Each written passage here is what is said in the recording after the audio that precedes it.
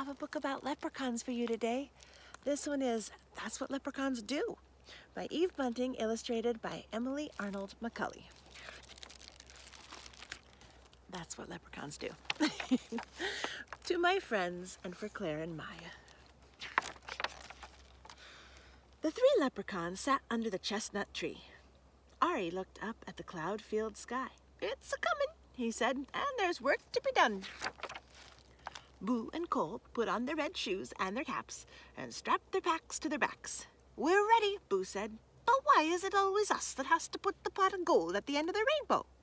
"Especially since not a single soul ever finds it," said Cole. Ari looked from one of them to the other. "Don't be asking," he said. "It's a leprechaun duty, so it is. And fellas, remember, it's coming, so there'll be no time for mischief along the way." They walked in line, the one in front of the other one behind.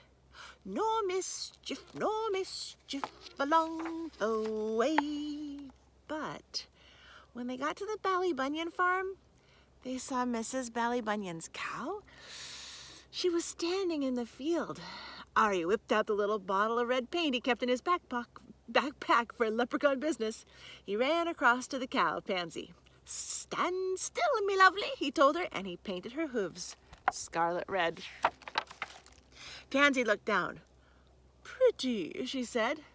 "Imagine Mrs. Ballybunion's face when she comes to milk you," Ari shouted. He and Boo and Cole rolled over in the grass, laughing. "She'll think I've been to a dance." Pansy did a couple of small hopping steps to demonstrate.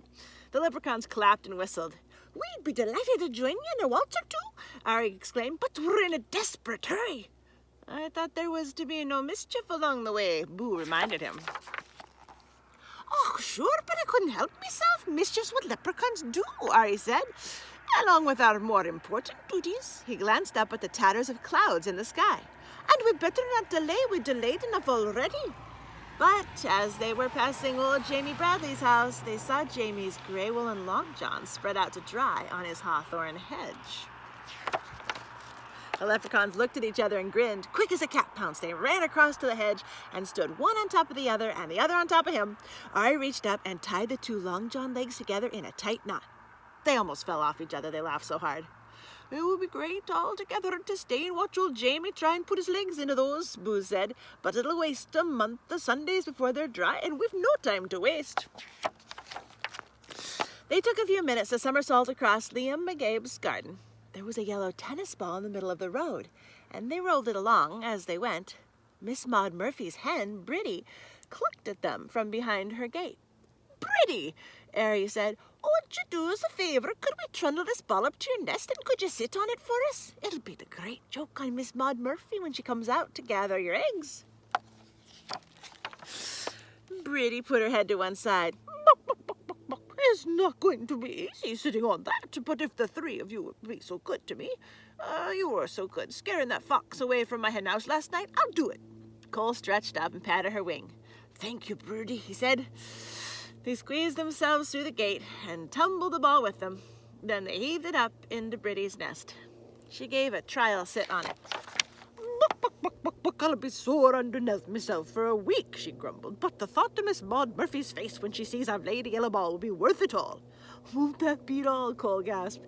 "The three of you can't help making mischief, can you?" Bridie asked. "That's what leprechauns do," Ari told her. "Along with our more important duties." He stopped. "Is that a spit in the wet I feel?" "'Tis." Boo stared up at the sky where the sun was flickering through heavy clouds. A thin, cool rain had started to fall. "Hurry, hurry!" Ari ordered. "It's come. We can't be late." They pulled their green slickers from their backpacks and settled their caps low to their ears. Anybody seeing them racing along the road would have taken them for three green leaves, but they were leprechauns, and they had work to do. "Get them out, boys! Get them ready!" Ari said.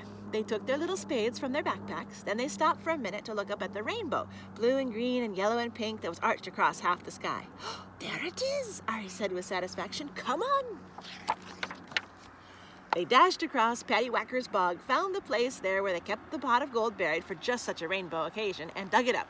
Ari stood in the middle of the bog. "Here," he said. The three of them placed the pot of glittering gold in just the right spot and watched the rainbow curve itself all the way down till it landed on top of the pot.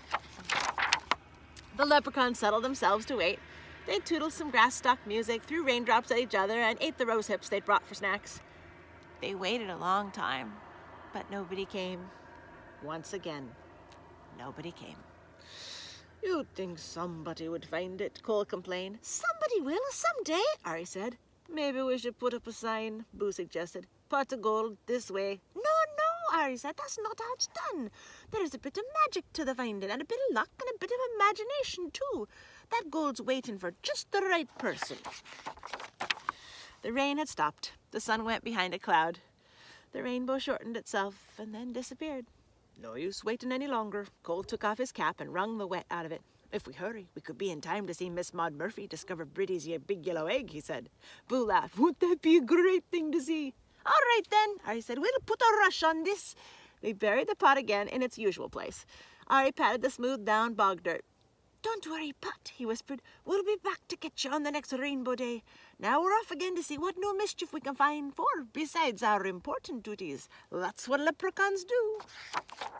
And sure enough, there's the farmer's wife finding that egg. That's really a yellow tennis ball.